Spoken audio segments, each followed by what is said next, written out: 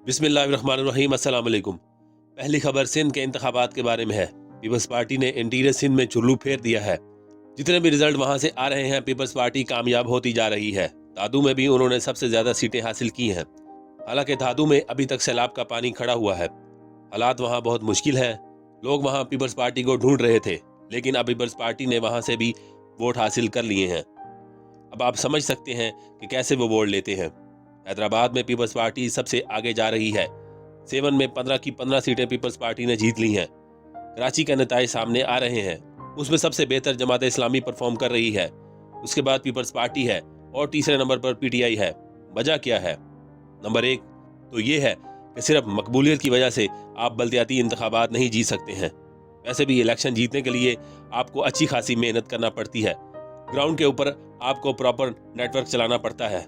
धांधली बहुत बड़े पैमाने पर हुई है। चुल्लू फेरा गया है। पहले से तैयार वोट लाकर डाले गए हैं। पाकिस्तान पीपल्स पार्टी ने कराची के आसपास दही इलाकों में वहां पर अपने उम्मीदवारों को बहुत तेजी से जितवाया है। बंदोबस्त सिर्फ जमात इस्लामी का बेहतर था। अगर आप कंपैरिजन करें तो जमात इस्लामी कराची में वो बेशक पाकिस्तान तरीके इंसाफ जितनी मकबूल ना हो, लेकिन वहाँ जमात इस्लामी का उम्मीदवार मौजूद था।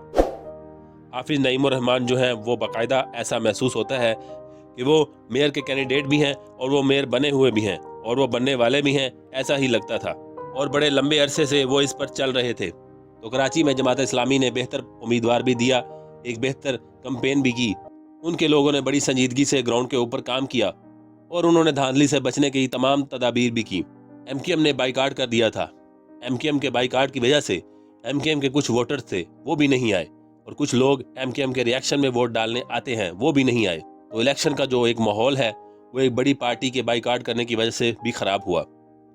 अब जनरल इलेक्शन में एमकेएम इलेक्शन लड़ेगी तो इनको लग पता जाएगा कि अवाम कितने गुस्से में है। लेकिन पीपल्स पार्टी ने धांधला किया है, इंटीरियर सिंध के अंदर भी और कराची के अंदर भी। जमात इस्लामी ने किसी हद तक तो इसको रोका, लेकिन लग ये रहा है कि पाकिस्तान तरीके इंसाफ इसके लिए तैयार नहीं थी। आप इनके कैंप्स देख लें, इनकी मेंबरशिप देख लें, इनके जलसों में देख लें और इनकी जो कराची की सीटें हैं वो देख लें, तो पीटीआई कराची में मकबूल तरीन पार्टी है। लेकिन अगर आप इनके लीडर्स को देखें, वो किस तरीके से अपना बयानिया आवाम के अंदर लेकर जाते हैं, उसमें तो वो ठीक है, लेकिन आवाम को मोटिवेट करने में, ग्राउंड के ऊपर कारकुनों को तैयार करने में और धांधली को रोकने में, इन चीज़ों में उनको वो तजर्बा नहीं है। आपको याद है जब पंजाब में इलेक्शन हुआ था तो पाकिस्तान तरीके इंसाफ ने 75 से 80% इलेक्शन जीत लिया था। तो वो कैसे जीता था? एक एक हल्के के ऊपर तैयारी की थी, ग्राउंड के ऊपर कारकुनों को तैयार किया था। ना सिर्फ वोट हासिल किए थे बल्कि वोटों के ऊपर पहरा भी दिया था, और गिनती होने तक वहां से उठे नहीं थे। हर किस्म की मुश्किल का उन्होंने सामना किया और वो जीत गए। तो इलेक्शन जीतने के लिए इलेक्शन लड़ना ज़रूरी नहीं। ये झटका तरीके इंसाफ को भी बताएगा कि अगर आपने जीतना है तो फिर इलेक्शन की भरपूर तैयारी करना पड़ेगी। तरीके इंसाफ ने अपना उम्मीदवार भी नहीं दिया था। पीपल्स पार्टी ने सईद गनी को अपना मेयर का उम्मीदवार बनाया हुआ था। जमात इस्लामी ने अपना मेयर का उम्मीदवार दिया हुआ था। एमकेएम ने बाइकाट इसलिए किया था कि उनको पता था कि वो अपना मेयर नहीं बनवा पाएंगे। उसके बाद उन्होंने प्रेस कॉन्फ्रेंस भी की। उन्होंने मीडिया पर बहुत शोर मचाया। राना सनाउल्लाह ने उनकी कुछ बातों को इंडोर्स किया। वो इसलिए कर रहे हैं कि उनको एमकेएम का वोट चाहिए शहबाज शरीफ को वजीर आज़म बरकरार रखने के लिए। कुछ लड़ाई झगड़े के वाकयात भी पेश आए हैं। कुछ लोगों को गिरफ्तार भी किया गया। कुछ कैंप्स को पोलिंग शुरू होने से पहले आग लगा दी गई। सारा दिन ऐसी वीडियोस आती नहीं कि जहां ठप्पे पर ठप्पा लगता रहा, और ये ठप्पे तीर के ऊपर लगाए जा रहे थे। पीपल्स पार्टी ने ज्यादातर वोट जोर जबरदस्ती लिया, चाहे वो इंटीरियर में लिया या चाहे वो कराची के अंदर लिया। लगातार वो ऐसे ही वोट लेते चले आ रहे हैं। आप सिंध के किसी भी शहर जाएं तो लोग शिकवा करते नजर आते हैं पीपल्स पार्टी से, लेकिन जब इलेक्शन होता है तो वो इसमें ठप्पे लगाते हैं। वो ताकत का इस्तेमाल करते हैं। तो जब सिंध के अंदर सही तरीके से इलेक्शन नहीं होगा, जब तक लोग खुद नहीं निकलकर अपने वोटों की हिफाजत करेंगे, तब तक सिंध वालों को पीपल्स पार्टी को बर्दाश्त करना पड़ेगा। कुछ जगहों पर जमात इस्लामी और पीपल्स पार्टी के कारकुनों के झगड़े हुए। वो इसलिए हुए कि जमात इस्लामी रजिस्ट कर रही थी और उनकी तैयारी बेहतर थी। अब निगरान वजीर आला के लिए मुस्लिम लीग नवाज ने 3 नामों पर गौर शुरू कर दिया है, और पाकिस्तान तरीके इंसाफ के भी 3 नाम सामने आ रहे हैं। नून लीग की तरफ से जो नाम सामने आ रहे हैं उनमें जस्टिस खलीलुर रहमान रमदे साहब, साबिक ब्यूरोक्रेट नासिर मसूद खोसा साहब और जस्टिस जवाद एस ख्वाजा साहब, इन तीनों के नाम सामने आए हैं। पाकिस्तान तरीके इंसाफ की तरफ से पहला नाम सलमान शाह साहब का, दूसरा डॉक्टर परवेज हसन साहब का और तीसरा शुएब सडल साहब का है। ये वो नाम है जो मुस्लिम लीग नवाज और पाकिस्तान तहरीक इंसाफ की तरफ से सामने आ रहे हैं। अगर पंजाब के वजीर आला का इंतखाब खुद ये पॉलिटिकल पार्टीज कर लें तो ये जमहूरियत की जीत होगी, वरना फिर ये मामला दूसरे हाथों में चला जाएगा और फिर इस्टेब्लिशमेंट फैसला कर रही होगी कि कौन पंजाब का वजीर आला होगा। जरदारी साहब वैसे लाहौर में आए थे, उन्होंने लाहौर आकर उन चीज़ों पर काम शुरू कर दिया था और वो हमेशा कोशिश करते रहते हैं कि सेटअप जितना ज़्यादा हो सके उनके हाथ में रहे और उनके ज़रिए वो इलेक्शन को कंट्रोल करें, जैसा कि उन्होंने सिंध और कराची का इलेक्शन अपने कंट्रोल में किया। जब तक माफिया से टक्कर लेने के लिए बाकायदा टीमें नहीं बनाई जाएंगी तब तक कोई भी पार्टी सिंध के अवाम को कोई तब्दीली लाकर नहीं दे सकती। ये सिंध के लोगों को खुद करना पड़ेगा। जब तक सिंध के लोग खुद नहीं खड़े होंगे तब तक उनके हालात नहीं बदलेंगे।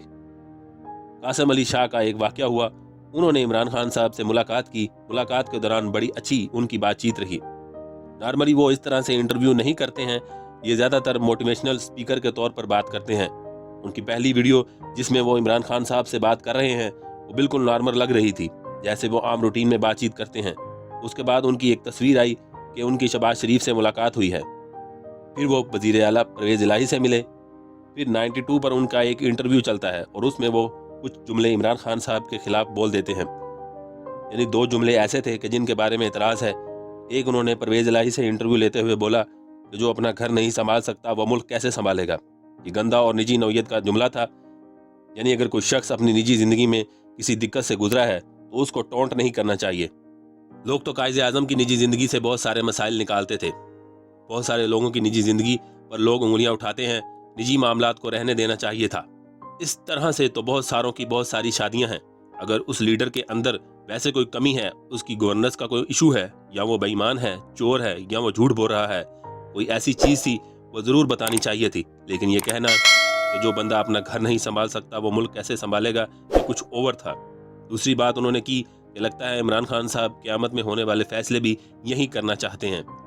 आपको पता है कि पाकिस्तान में लोग मजहबी तौर पर जनूनी हैं, तो इस जुमले को लोग मजहबी रंग के तौर पर भी ले सकते हैं। और ऐसे ही जुमले जिसमें इमरान खान साहब के ऊपर पहले भी बड़ी तनकीद होती रही है कि वो फितना फैला देते हैं, वो बहुत ज़्यादा आगे बढ़ जाते हैं। लोगों ने बहुत अजीब अजीब बातें और वीडियो बनाकर की थी। तौहीन मज़हब के इल्ज़ामात भी लगाए गए थे। कासिम अली शाह की ये रोज़ा क़यामत वाली लाइन नामुनासिब थी कि इमरान खान साहब क़यामत वाले फैसले दुनिया में क्यों करेंगे।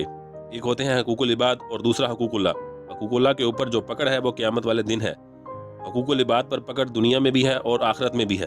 और अल्लाह ताला ने जो शरीयत मुसलमानों को दी है उसमें भी सज़ा और जज़ा का निज़ाम है। दुनिया में जितने भी मज़ाहिब आए हैं उनमें भी सज़ा और जज़ा है। अगर ये सारे फैसले क़यामत वाले दिन ही होने थे तो फिर अल्लाह ताला हमें मना कर देते कि कोई किसी को कुछ ना कहे, तुम्हारे दरमियान खुद ही क़यामत वाले दिन फैसले कर दूंगा। वो क़यामत वाले दिन फैसले ज़रूर करेगा, लेकिन ज़मीन के लिए कुछ कायदे कानून बनाकर इंसानों को दिए हैं। यानी जिस मुल्क के अंदर रूल ऑफ लॉ होता है वहाँ पर वो तरक्की करते हैं और वहाँ पर मसाइल इतने ज़्यादा नहीं होते। जहाँ पर रूल ऑफ लॉ नहीं होता वहाँ पर कोई तरक्की भी नहीं होती। ताकतवर की हुक्मरानी होती है, जिसकी लाठी उसकी भैंस। जंगल का कानून होता है। मेरे ख्याल से कासिम अली शाह ने ये 2 बातें ज़्यादा ओवर कह दी, जिसकी वजह से पीटीआई के लोगों की तरफ से बहुत ज़्यादा रिएक्शन आया और उन्होंने भी बहुत सारी बातें कह दी। उसके बाद कासिम अली शाह ने फिर 2-3 इंटरव्यू दिए। उसमें उन्होंने कहा कि नहीं, मैं इमरान खान साहब का वोटर हूँ, पहले भी था, आइंदा भी वोटर रहूँगा, मेरी फैमिली भी उनकी वोटर है और इतना दलेर आदमी पाकिस्तान की 74 साल तारीख में आज तक नहीं आया।